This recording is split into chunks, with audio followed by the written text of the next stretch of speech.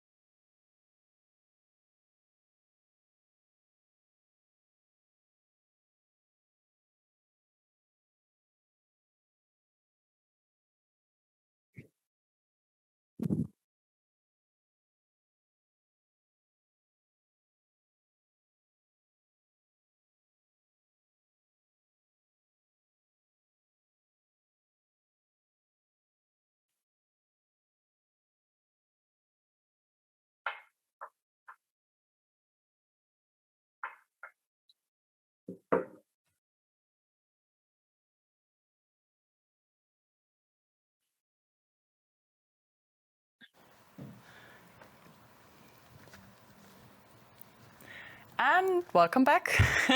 we managed to get a glass of water and get Olga here in the studio, and we also got 2 other experts and panelists with us today on the virtual stage. So please join me in welcoming our 3 panelists. With me here is Olga Eichmann. She's legal counsel, privacy and technology law at Zalando. Also here is Bertrand Pailhès. He's head of technology at the CNIL, the French DPA. And I think most of you will also know him, Michael Will. He's the president of the Bavarian State Office for Data Protection Supervision. So our BayLDA is also here with us today. Thank you for joining. Happy to be here with you.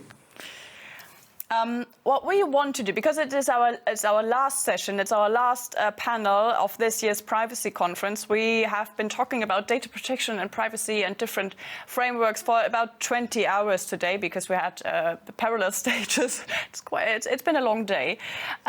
So we wanted to end on a positive note, of course, and with an outlook to the future also. And we thought about cooperation for a functioning data protection framework. It has been somewhat of like a constant topic. So how to enable cooperation, and not only the cooperation on the company level, so cooperating companies with each other, but also, of course, with the authority side, because we always know or have always known that what you at the data protection authorities think and how you interpret the law is, of course, absolutely necessary for us to understand and to know.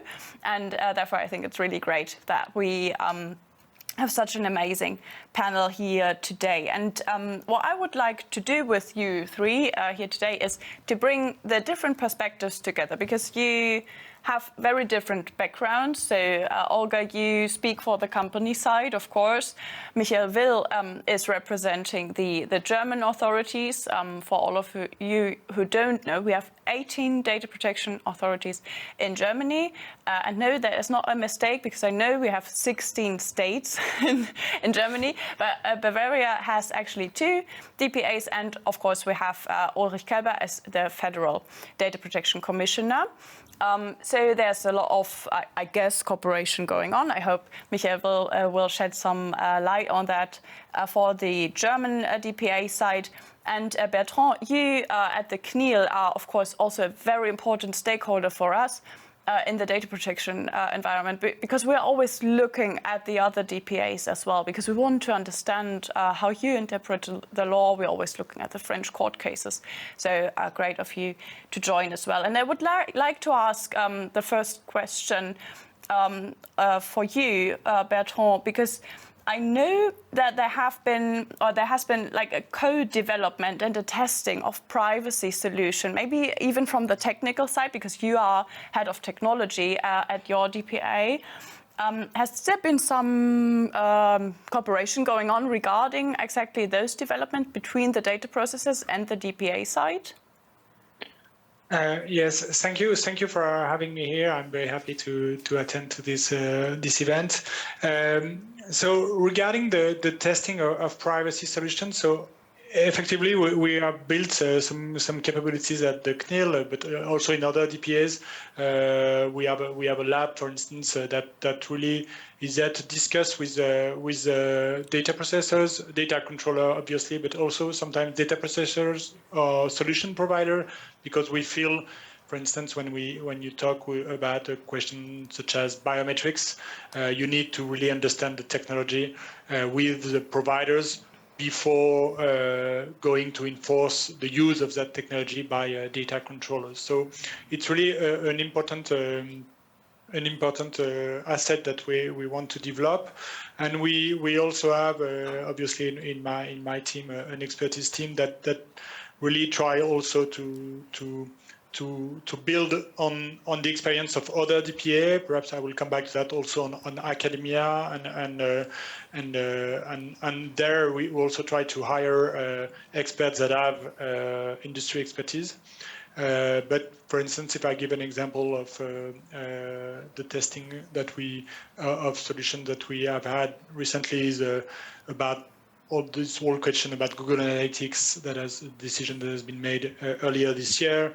Some providers came to us with a new solution of what we call proxification in order to comply with the requirements of the DPB and the various DPAs. And with this solution, for instance, has been outlined by the Danish DPA recently this week as a solution also to use in Denmark regarding Google Analytics. So we try to build that, and obviously the EDPB tech subgroup is one of the key elements to share experiences with other DPA. So it seems like there is a lot of exchange, at least, going on, and also between additional stakeholders. Like you mentioned academia. I think that's also a dimension that is very important to be included, especially when it comes to the fast pace of technological advances. Michael, maybe coming to the German perspective of it all. As I mentioned, there are a lot of DPAs in Germany, and it's a constant discussion about whether we need more harmonization between all of the German DPAs and also on the European level. And I bet there are already efforts ongoing, and it would be great if you could shed some light on that. Yeah, yes.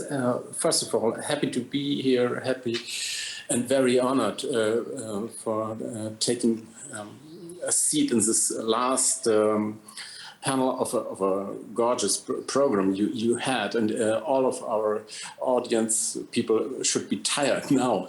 So let's try to give some explanations on this special German situation, which is not as special and as complicated as it might seem. We all are used to the structures. We have a background in different stages of public administration, so we know how to deal with the federalism, and I think we know, on the other hand, that's our task given us by the GDPR, that we have to ensure the coherent application of European law. So it's at last self-understanding that we have to find a common German position. I know that there are some moments when it seems not successful, this struggle for a common position. But at the end, when you look at the results that we have in the DSK, I think we get to the goal you give us and the GDPR gives us. We have improved some mechanisms. We have a weekly meeting, which is of course online, which makes sure that everyone knows what the other one will do the next days. We are able to react very in short time on new situations, on questions that are arising. And so I think when I look back for the last two years, I think we made a lot of improvements, and at last we have the common understanding that's important, that we have an opinion which is stable and which is communicated among each others, and that we have to take care that we are in a European concert of supervisory authorities. That's the last point. I don't think that we win anything when we have a German voice which is loud and strong, but which is not harmonized with our European colleagues. Absolutely, and it's amazing that the topic of stability comes up again, because it has been it has been discussed in a lot of other sessions also today. And when we talk about stability in the interpretation and of course in the guidelines that are being issued, another topic that always comes up is legal certainty. And Olga, this is what I would like to get into with you, because from the company perspective, how do you deal with the different interpretations that are definitely still out there in the market? Despite all the efforts by the DPAs to coordinate. Thank you very much. I think, well, we have all our experience, for example, with cookie banners and the whole opinions around this. So I think that's a perfect example, actually. How should we deal with a cookie banner? Do we need 2 buttons, 3 buttons? Which color can we choose? And yes, so I think it's very challenging. But of course, I just don't want to use this annoyed example of cookie banners. We have, of course, some other challenges also. We have our logistic centers everywhere in the European Union, and we have also our outlets in federal states, so in Germany. So it's actually not so easy to find all those requirements, understand them, put them together, and develop a general process, because we still need a standardized process to keep on controlling it and to still keep it compliant, because it's really not so easy. I brought one technical example, Bertrand, because of you, just to have a little bit of fun. So CCTV is a really small issue, actually, because actually everyone has it and everyone wants to solve it somehow a quick way. But if you can see, in Poland we have, for example, some requirements on retention period like 30 days. And in Germany there are 72 hours. Or, for example, we need very high quality of video pictures if you want to go to the German court. In Poland, again, you don't need this high quality. You still need a good quality to see the person on it, but you don't need this high quality, for example. And in Finland, what was really surprising, you have to invite your all employees to a meeting and explain them that there is a CTV. We will have it. So also very funny, but these are laws and rules, and we have to find them out and put them together in a general standardized process. Yeah. That's. I imagine that it's quite difficult. I'm still thinking about the Finland thing. So you have to invite all the people and just tell them there's a CCTV? Yeah, like a small presentation. We are planning CCTV. It will be there. And if you have some questions, ask us. So very good, actually, to inform people that if you come tomorrow to the office, there will be a camera somewhere on the door. So not on your workplace, but on the door. But it's still important to get them on this topic and inform them about that. Okay. Wow, I haven't heard that before. I don't know. Is there something similar in France ongoing, or how do you in general keep up with the technological advances, also ideas that are happening in the industry, Bertrand? Yeah, perhaps to answer Olga, I think the difficulty is that we have these consistency mechanisms in order to try to align our position among DPAs, but GDPR is also integrating in an existing legal system. So in that case of CCTV, it's a work legislation, and I believe that it's more a question of work legislation that perhaps require Finnish company to have this employee meeting. And it's obviously you have a lot of fields. The other example you gave, cookie banners, is also based on e-privacy, which is not technically GDPR. So it's right that all this other legislation make it even harder for the consistency mechanism to work. But still, I think we all want among DPAs, and we all are very aware of the need for companies to have some kind of stability, and we do spend a lot of time trying to answer our divergences, and can last very long on certain topics. And perhaps to answer your question, Rebekka, quickly, this is something that we.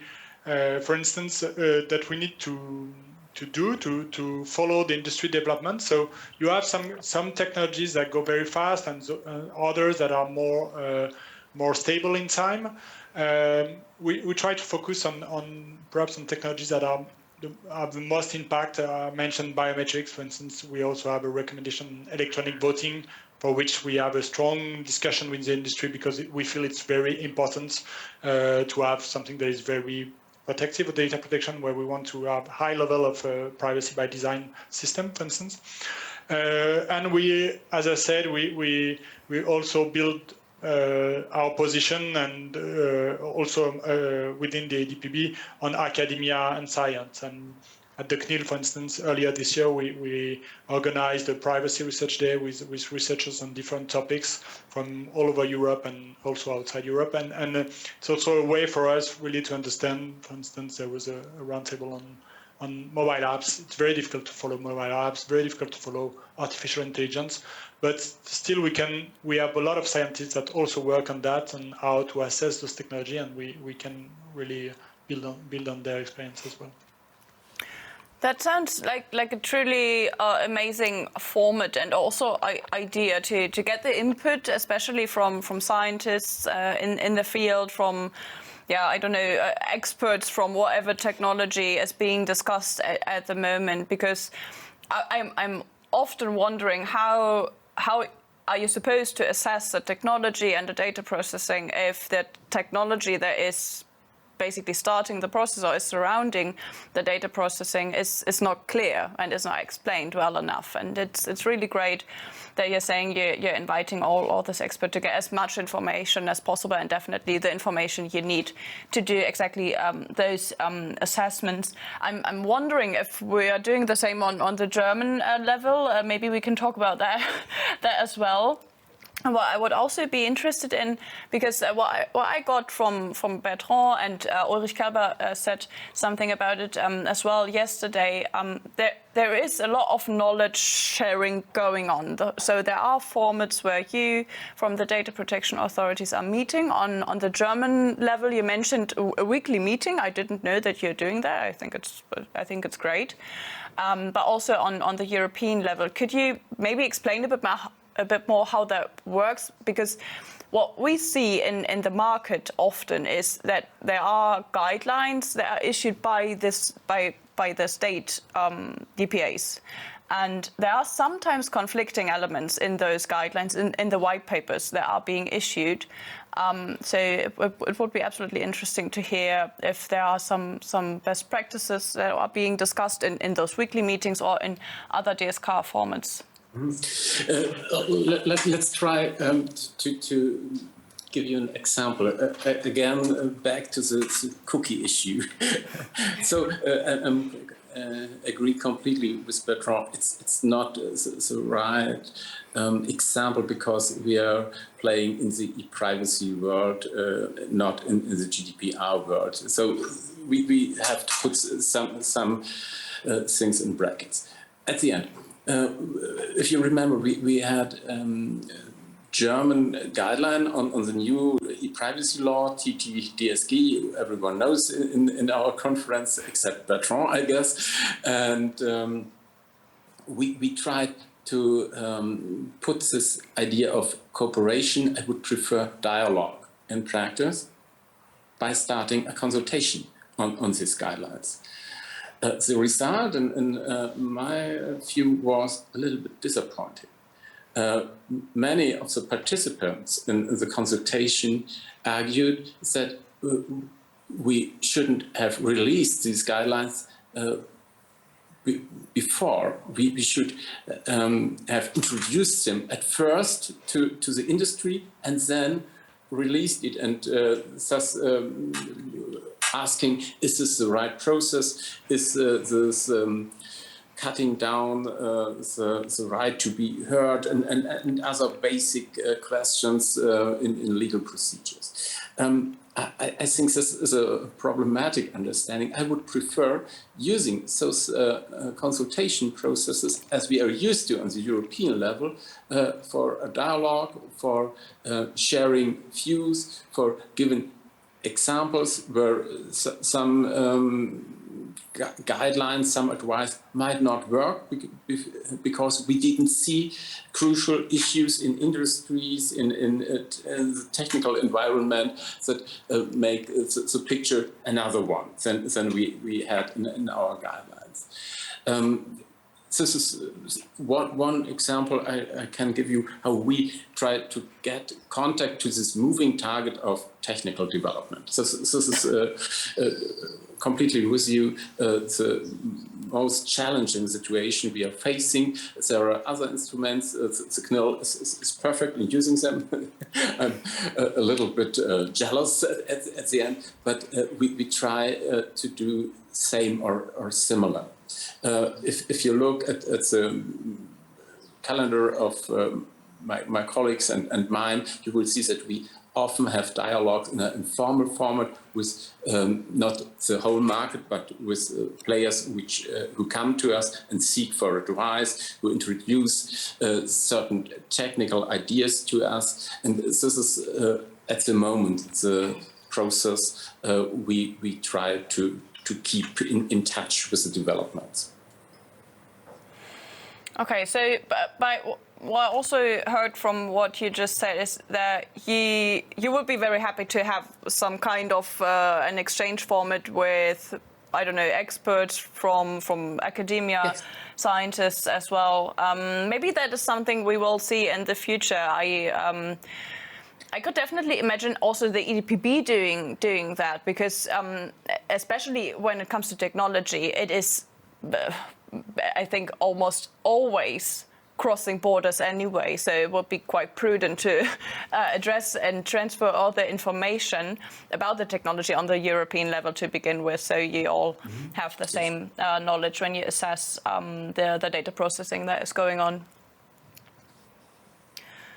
I'll write that down. Maybe we can make some suggestions to all of the other data protection authorities in Brussels as well, because I feel that could really help, because understanding the technology will always be important when we try to assess what data is necessary to be processed to begin with, and how data processing is going on, and what data can be transferred, and so on and so on. Maybe coming back to the company viewpoint on it all, because we see, and I think it's very great that we are seeing that there is a lot of discussion and exchange going on between companies and DPA. So I think you're also doing that at Zalando. Can you explain a bit how this process works? Are you just going there and saying, okay, we would like to discuss something with you, or? Not like that, but actually we have a really good relationship with the Berliner authority, I have to say, and we have regular calls and meetings, and for now they are mostly based on individual use cases, or for example some claims of some customers and some issues we found out somewhere in media. So yes, but what I would like to highlight is that we receive a very good understanding from our authority how difficult it is to build some technology, or for example, a small checkbox on the website, on an online shop, like a consent. This is not just a checkbox putting on the website, it's also like a withdrawal process behind it. We have to involve our UX designer, our developer, plan that whole, and it takes some months to build this solution on our website, and we are very appreciate that our authority understand this and do not push every week like, are you finished? So they give us time, and we have the possibility to discuss, to create together the process. So yes, I'm very happy to say it works. That is great to hear, and I also think it's a very important point that you just made, that if there are new requirements, either because a new law is introduced or new guidelines or a new guideline is published, if you need to make some changes because there is a new requirement, that doesn't happen overnight, because there are a lot of processes that are involved, a lot of departments, so you have to talk to each other internally first, and then go back to the authority to ask, is that a process that you would think would be compliant, right? And it's not even one requirement, so we have already plans, we have already projects, and we have to put the next one also on it. So yes, but actually the wish would be also to, as also Mr. Will said, to work together on some general issues probably, and not only the London authority, but maybe a small big round with authorities and some companies, and work on some solutions which could be used by every company. So everyone needs some checkbox in an online shop for whatever reason. So it would be nice to make, like, for example, a certification of some feature or some function on the website. And so do not annoy our customers with this here consent here or privacy policy here. Before you make a shopping experience, you have to read a lot of things and decide a lot of things, and then you get your pair of shoes. So yes, it would be nice to make some certifications and to plan it a little bit more. Would be nice.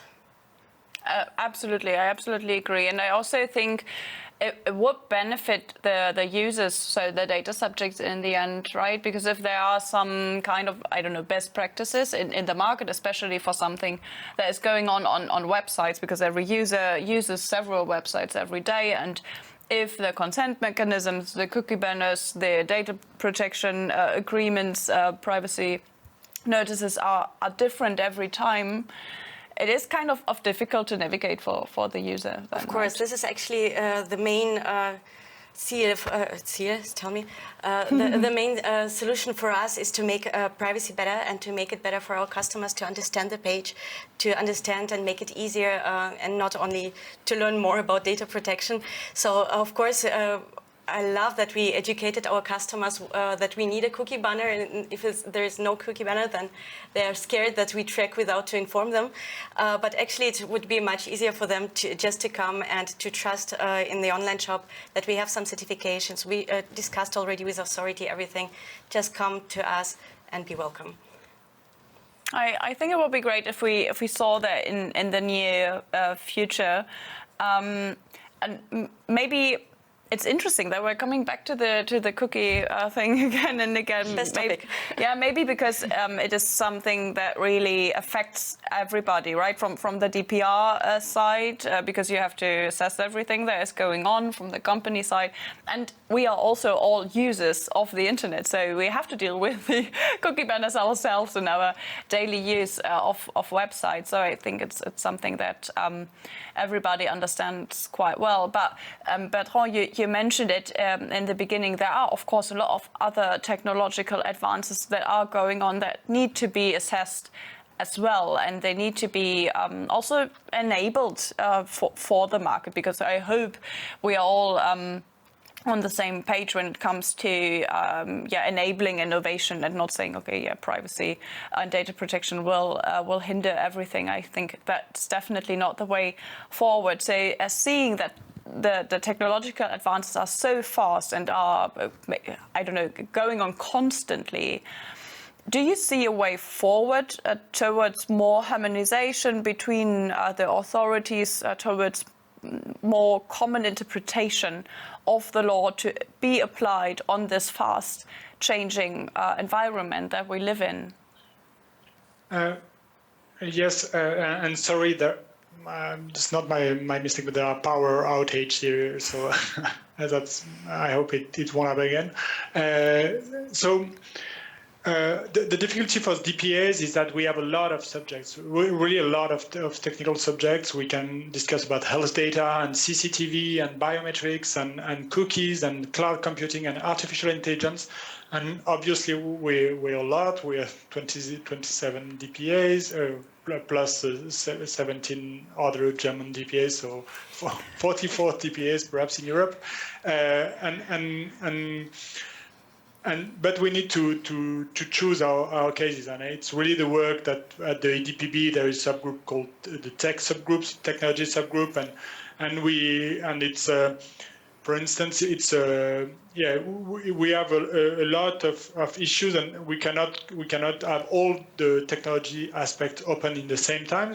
If I take an example, for instance, we at the CNIL we have published some article on artificial intelligence, but we have not built at this stage guidelines on that aspect or on some aspects of artificial intelligence in the EDPB, because perhaps also some DPAs do not feel mature enough. So what is happening is often that for our side at the CNIL is that we want to mature a technology on perhaps nationally, where we can build some expertise, go with academia, and try to have a first opinion on that, and it's easier from that point to discuss with our fellow DA that perhaps are at the same journey. But so we all did that on cookies, obviously. So now we have a baseline to discuss.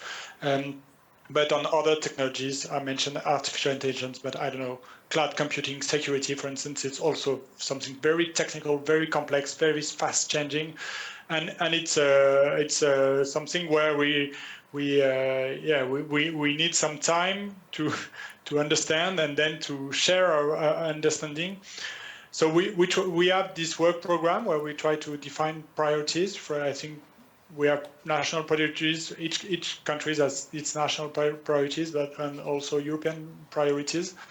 And the idea is within a few years after GDPR, perhaps a decade, we will have covered some subjects. And the other aspect, perhaps to conclude on that, is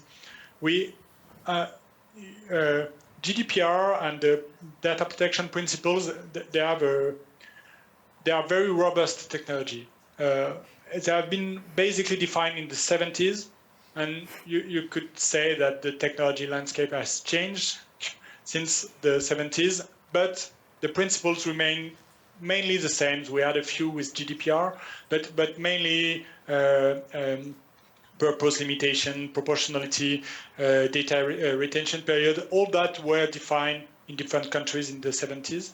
And so we are always able perhaps to apply those principles to technology and to try to have answers that are not too dependent on the fast changing pace of this or that other technology.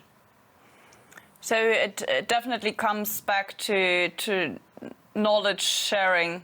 That's what I absolutely see is essential. And it's interesting that you also mentioned AI and cloud technology as one of mainly the most important technologically advanced methods for data processing. And I think there will be a lot of discussions going on in that regard as well.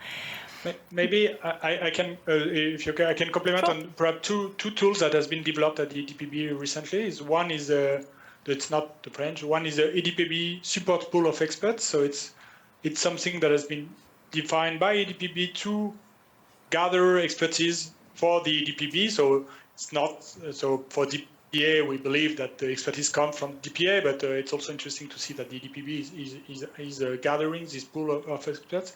And the other one was the coordinated enforcement framework that we have defined last year that was on cloud computing in public administration. It was something that was really built for DPAs to share their knowledge on not that emerging technology, but complicated technology. So we share the questions that we would ask to all our data controllers, and we try to build a common understanding of one topic. So it's new tools that has been in place for DDPB in the last 2 years that maybe will give results in the future.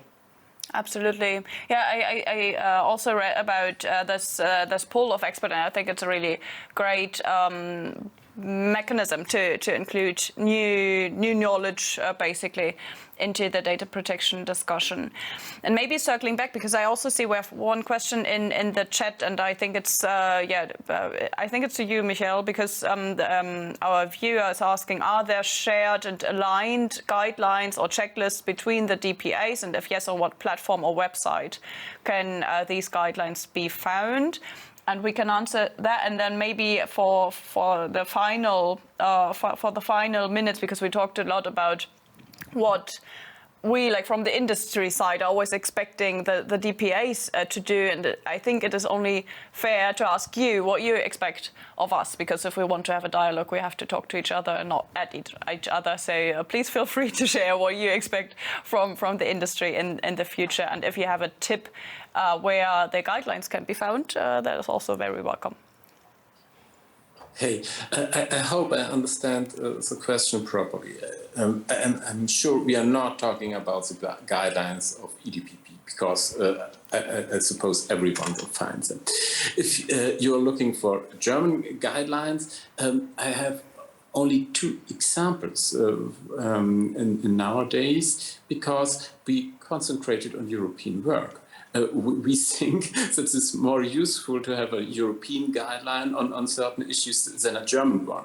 It's a different situation when we had the pandemic crisis. Then we were forced to have regional guidelines on very specific questions. But the situation is hopefully over, and so we try to concentrate on European tools. And I would be happy to mention some more instruments adding to the things Bertrand already mentioned. What we have developed on a German level to answer the question is the guideline on checking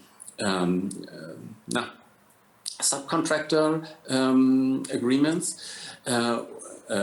Tool which was originally released on the Berlin website, but which is based on a common work of all German DPAs. I think this is very useful because it offers also alternatives, so options. And so it's a checklist even for the normal data protection officer in a company, as well as for someone who is in more commercial sector to see what are the options I can ask for. Another guideline are the enforcement strategies we had on our German level when we looked at the Schrems 2 implementation. When you look on the questionnaires we released, it's more or less a checkbox or a process or a guideline on how to implement these difficulties, how to solve them, and what we would look for. At the end, just some advertising, when you look at the enforcement efforts we make in Bavaria. We have for very tiny questions like video surveillance on park places, or what should someone ask when he's renting a room, some questionnaires which might give you an idea what is important, not talking about ransomware and other enforcement actions we released. At the end, when we talk about knowledge management, I think, Bertrand, we should also add just day-by-day work of our colleagues in the subgroups. These are think tanks, these are expert pools we can contact every day when a question is arising. And in my impression, the pandemic situation with all our virtual meetings has strengthened this network in a way I didn't expect before. In my impression, my colleagues have day-by-day contact with anyone in Europe and looking out for common solutions. This is something which is not in the front of our work, but what happens and what you should rely on that it happens at the end. Last point, you were asking me what I'm expecting from you, from our partners. I think that we should understand our roles properly. Our role is being forced and having the task to enforce European law.